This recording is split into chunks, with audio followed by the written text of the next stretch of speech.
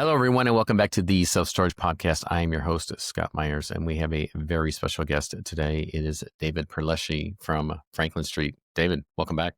Thank you for having me. Well, so good that we could spend more time together here, especially after the last mastermind and the conversation that came after your presentation, which continued on for the next couple of days. And so I'm just grateful that we can now have a conversation with a wider audience here at Storage Nations. For those that aren't in our, the folks, the listeners here that aren't in our mastermind, if you could give them your background and how did you end up specifically specializing in self-storage?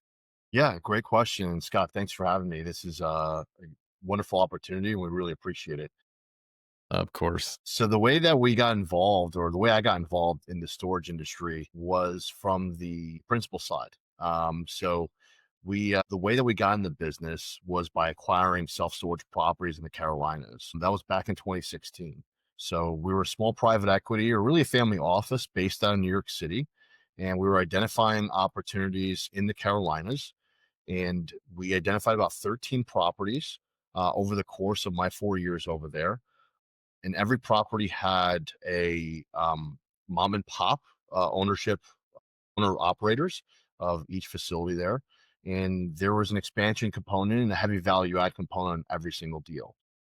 Essentially, our business plan was buying direct from sellers and sourcing those opportunities. And from there, upon acquisition, we'd acquire the facility, we'd install institutional management on those deals, and we'd go ahead and capitalize on the expansion opportunity on those deals. So oftentimes we were building single story or multi-story, climatized buildings at those properties. And we would get the institutional size, and the existing size on them was 20 to 30,000 square feet. So oftentimes we're getting to 60, 70, and 80,000 net rentable. And then as far as the existing structure and the properties that was there, we'd go ahead and beautify the asset by enhancing the asphalt, signage, fencing, and painting the exteriors, and enhancing the security and the lighting and everything, essentially to get it to institutional quality. So essentially our business plan was identifying mom and pop opportunities throughout the Carolinas. There's about 13 deals that we did, and we'd also get them to institutional size and quality. So that's kind of how we got involved in the business early on, in the self-storage business. And essentially 2020 came around. So we did 13 projects. And at that point, the ownership group and the equity group said, hey, we need to show a proof of concept here and lease up all this inventory that we brought to market. So, I like to joke around that I successfully worked myself out of a job at that point. Congratulations. Thank you. So we're looking at how to, what do we do next? What's the next opportunity? And really the opportunity was to monetize a lot of those existing relationships we had, Scott. So it was going back to those owners, back to those operators throughout the Carolinas, and pivoting into the self-storage brokerage side. So at that point, it was essentially doing the same thing we were doing always, which is cold calling and outreach and saying, hey, are you interested in selling your facility? And if so, we'd love to represent you guys on the sales side. So fast forward now to the end of 2025, transacted in 30 plus states and sold close to 200 properties throughout the United States. So that was kind of my way into the business. Yeah. Yeah. Well, different than some folks in terms of, and I don't want to say backwards or a reverse order, because everybody gets into the business the way they're supposed to get into the business. But many folks end up on the brokerage side, and they say, hey, I really want to be on the, representing the ownership side or in ownership of themselves. But either way, you got to master a few things. And that is the underwriting piece, the asset management piece, and knowing what it takes to make them sing, on both ends, so the front end and while you're operating it and then exiting successfully. And you've been able to go through that several times with other folks as well as on your own. But let's talk about recently. I mean, this is a rinse and repeat business, and it is. I mean, if you're doing it right, it should be cookie cutter, and it just they continue to the deals should end up looking about the same from front end to back end if you're doing it right. But what is maybe something that surprised you recently, or what's been a stellar property that stood out that reminded you, yep, this is why I love this industry?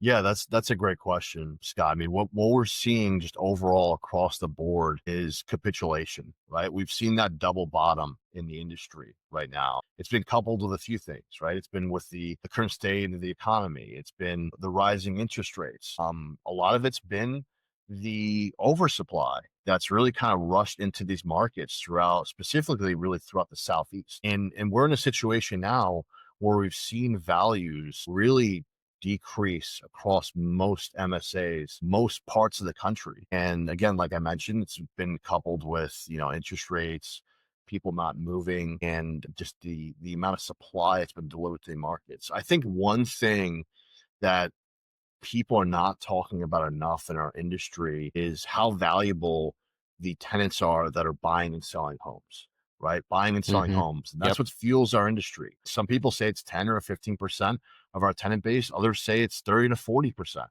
of our tenant base. I think it's somewhere in between personally. However, I think it's that's market driven too, geographically driven. It depends upon the site. absolutely, absolutely.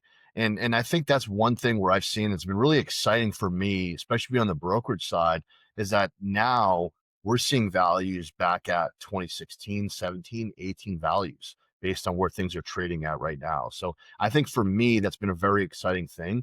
And one message I've been pushing across to every buyer in the industry right now is this is a great time to buy. It's a great time to make a play in an opportunity. And as brokers, oftentimes, and I think every broker is victim to this, and it's not malicious in the intent that we're trying to put inflated inventory out there in the market.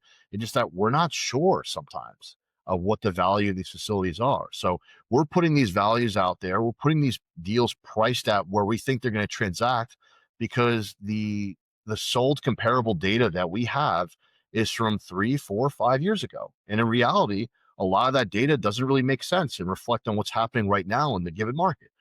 But what I'm telling every buyer out there right now, Scott, it's very exciting, is submit. Just submit an offer. If it's 20, 15, 10, 30% below ask, if it's 40% below ask, go ahead and submit an offer. More often than not, Hmm.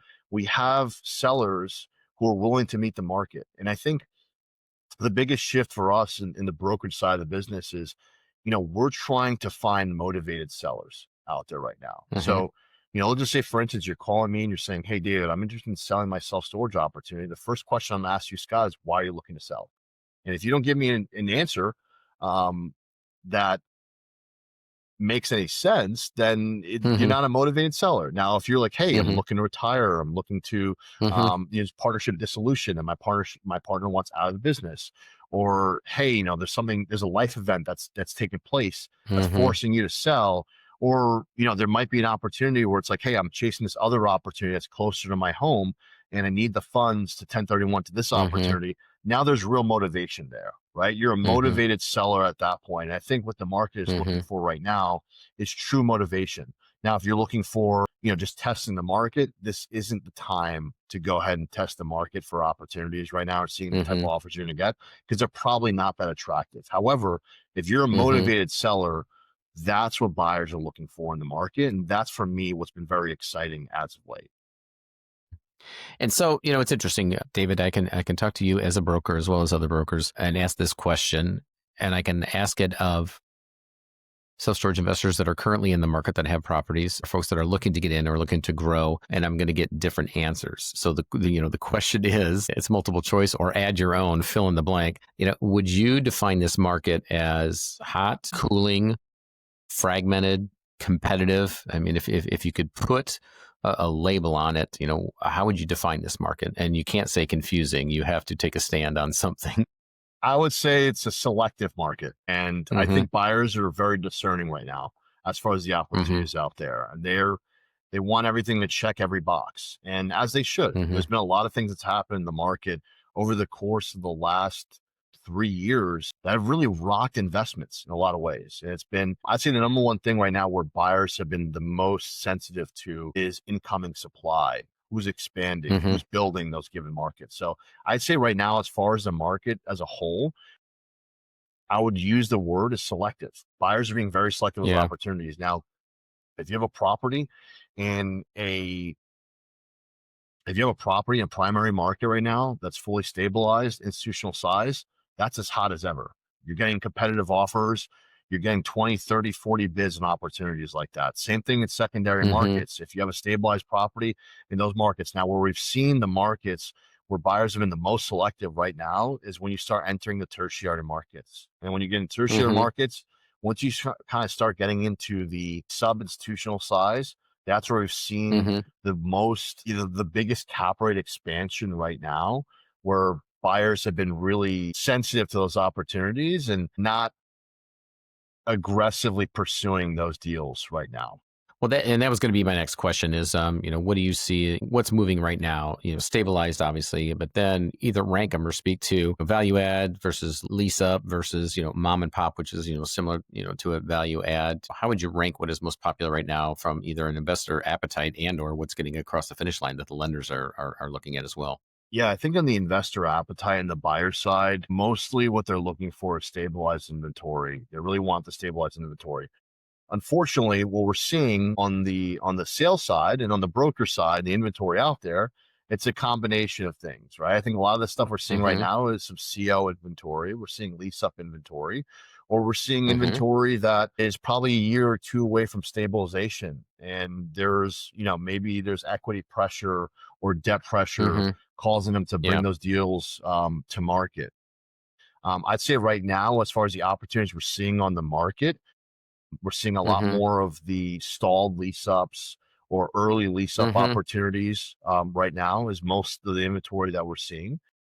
I'll say what the buyers want right now is stabilized inventory because that's what their equity wants. That's what the lenders want to see. They want to see stabilized cash flowing assets.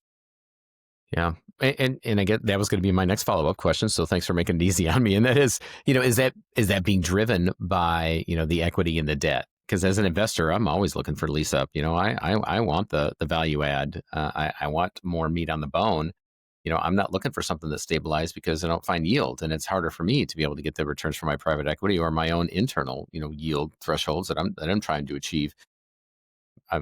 When I hear you say that, my thought is, well, the only reason the investors are looking for something stabilized is because their equity, their capital, isn't interested in lease up or stalled developments or anything along those lines. Is that fair to say? Yeah, that is fair to say, Scott. I mean, there's a multitude of reasons why people decide to exit these deals. I mean, some of these Mm-hmm. opportunities, they're holding on to them and they're saying, hey, the rest of the portfolio can kind of balance out this debt Mm-hmm. payment, this debt pressure I have right now in this Mm-hmm. opportunity. So they're holding on to it, right? You may have a part of the portfolio that's underperforming, but you have another five assets that are performing very well. So it's not a big deal.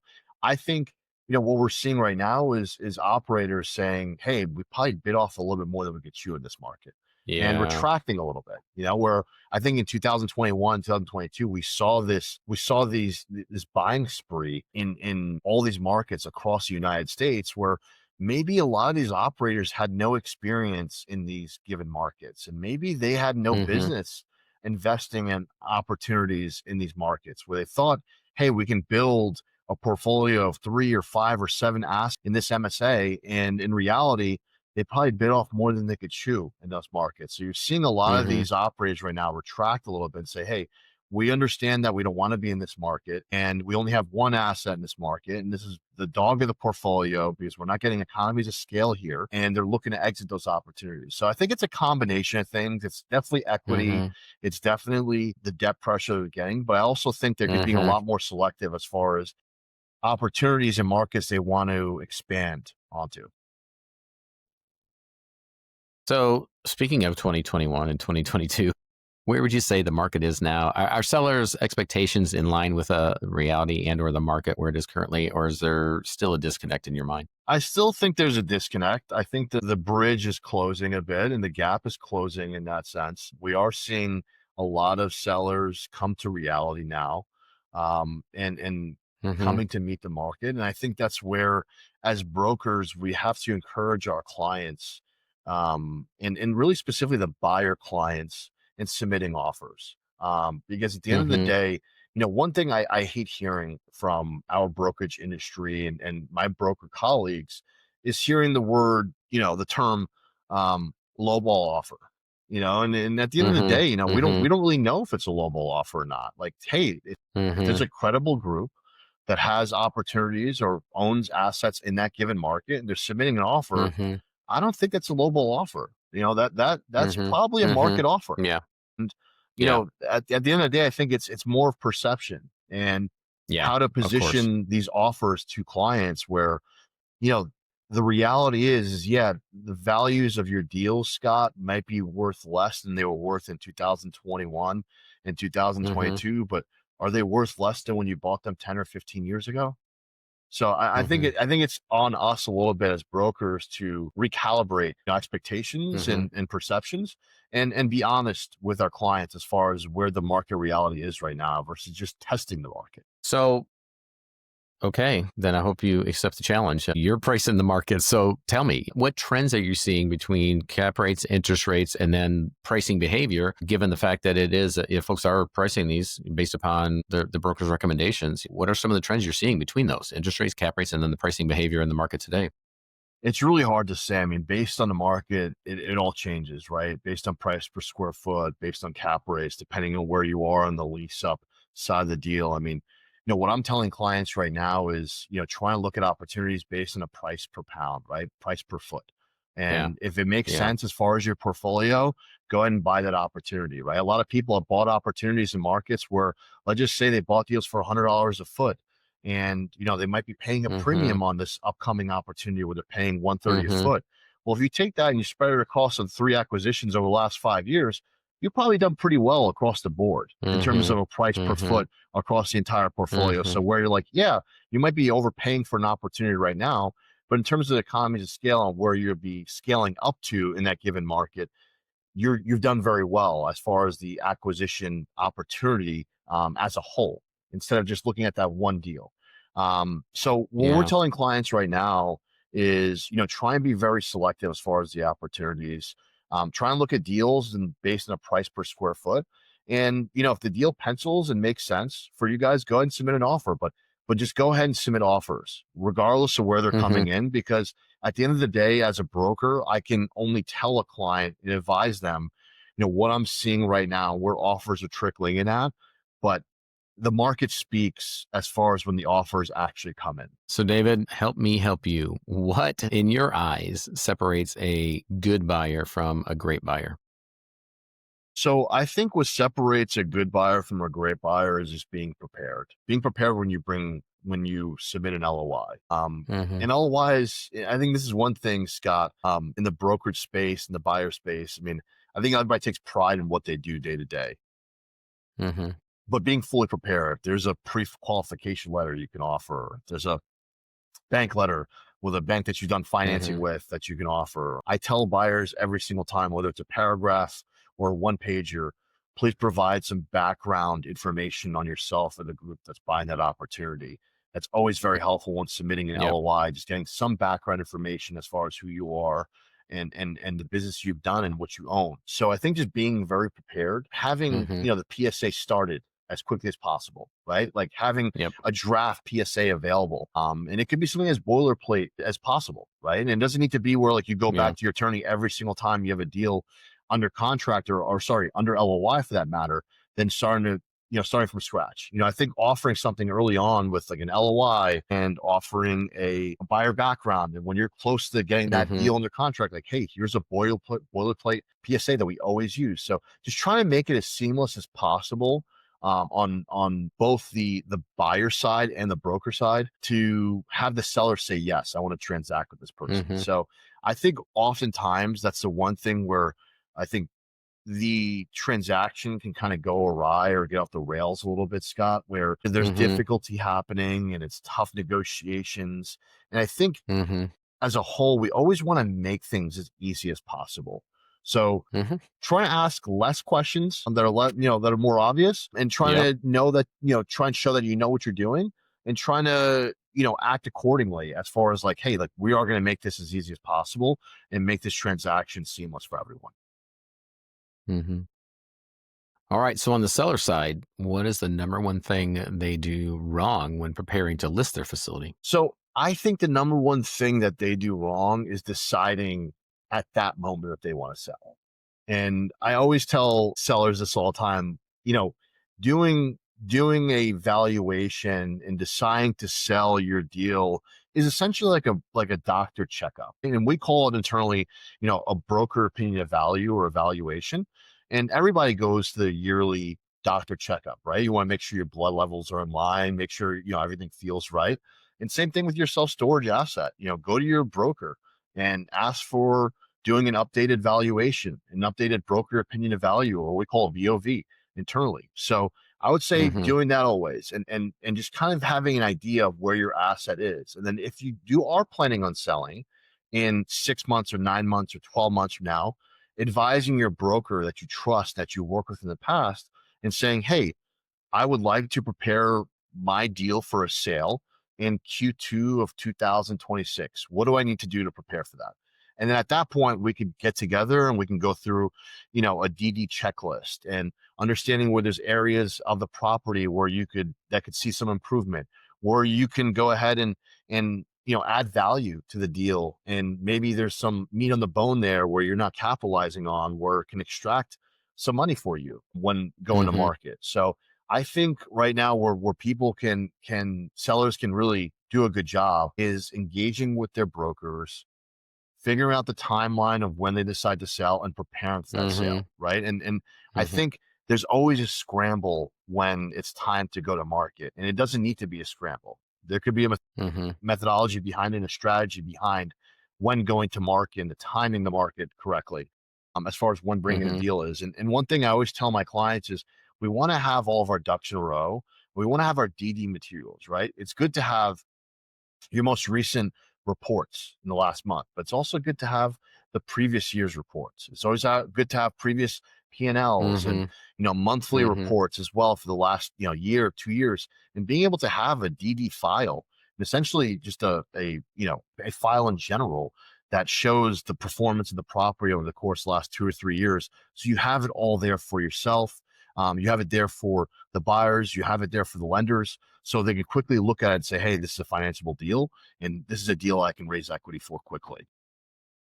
So, David, I want to ask you a question without the rest of the mastermind members in the room, although I can't guarantee that they won't hear your answer by listening to the podcast. But what are you seeing mastermind members doing it differently from the average investor? So I see a lot of collaboration on the mastermind Mm-hmm. side. And I think that's where, the industry as a whole, it might be a little bit disconnected, where they're Yeah. not talking to their competitors as often.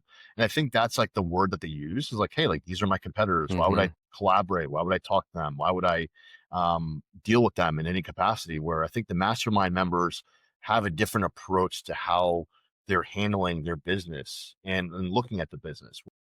They're collaborating. So I think that's one thing that we're seeing differently as far as the mastermind members as a whole. I tell Frank this all the time. Like these have become some of our best buyers. They're very responsive.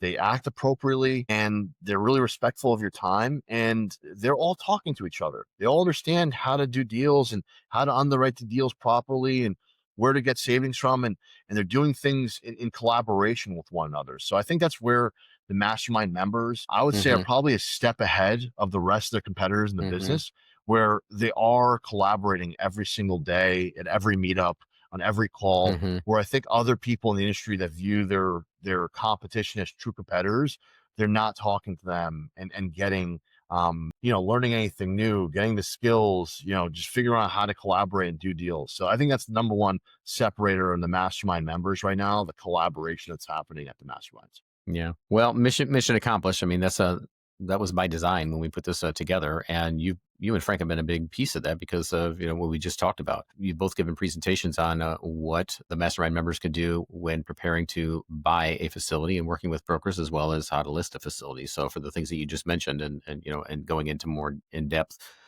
discussion about that as well. And so, I mean, it's no surprise because that collaboration just goes a long ways. And so we appreciate you and Frank and all you've been in the mastermind and all you've done to help to educate those folks that end up being your potential buyers as well. So it is that's what the mastermind's all about. It is a community that is self-serving, but in the best, and most organic ways. Well, I appreciate your time so much, David. Thanks for being here. as we close down here, I would ask one question: what is the smartest thing a self storage buyer can do in, let's say, the next 6 to 12 months?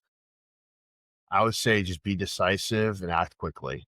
Submit offers as quick as you Hmm. can, update brokers every step of the way, and be Hmm. decisive, because I think right now speed can be used to your advantage as a Hmm. buyer. And if you're able to get an opportunity, whether it's on market or even off market, I think speed is to your advantage right now. And sellers are motivated. And if you're able to move at a velocity and momentum and speed, Hmm.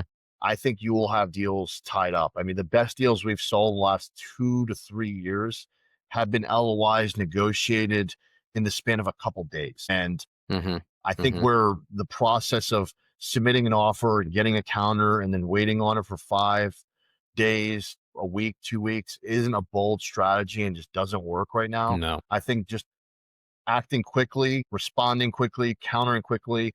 I think this is the time in the market where you can find phenomenal deals. So I think, to answer your question in Hmm. short, act quickly.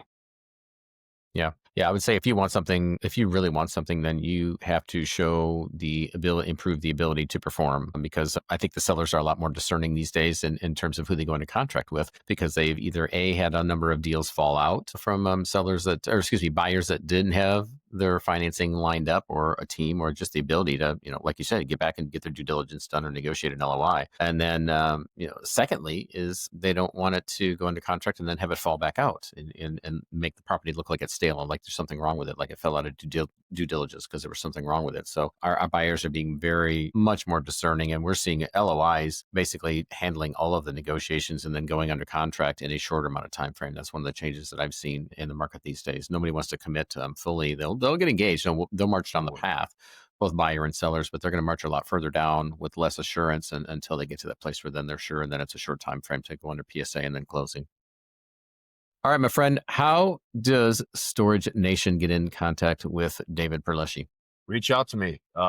My email is david.perleshi. It's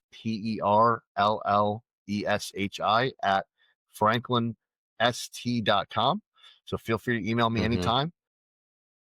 Follow me on LinkedIn as well, David Perlleshi. And I'm pretty responsive. So anytime anybody reaches out, I'm more than happy to collaborate and chat. All right. Thanks, David. One last question. What is a self storage myth that you wish would die once and for all? A self-storage myth that I wish would die once and for all. That self-storage is a real estate asset class that will always appreciate no matter what. I think people in this business assume that when you're buying a self-storage asset, you're buying a true real estate asset, which you are. However, Hmm. you're buying a business. And I think that's where people get a little bit confused. We are in the operations business in the self-storage space. Hmm. So you're only as good as your Hmm. operations will be. You're not buying a triple net asset. You're not buying a skyscraper in the middle of a primary market that's going to appreciate 10, 15, 20% of value over the course of 5 or 10 years. You're buying a business, and knowing how to operate that business is equally as important as buying a well-located, well-built asset in a given market. So I think it's one thing is these assets do not appreciate over time, no matter what. You have to put in the work operationally to make sure that your businesses are run tight. Yeah, yeah, that's a drum we've been beating for a number of years, because I think self storage has gotten, it's not a bad rep or a good rep, but just a reputation that it's a set it and forget it business, and that no matter what, it's just going to do well. And that's not the case. You have to walk the four corners of your business, because this is a business. It is not a hobby, and it's not something that just automatically goes up in value. So agree 100%, and well said, my friend. All right, Storage Nation, you've been hanging out with David Perlleshi of First Franklin. So David, thanks so much once again for your time. Looking forward to seeing you again soon. Thank you, Scott. Appreciate your time.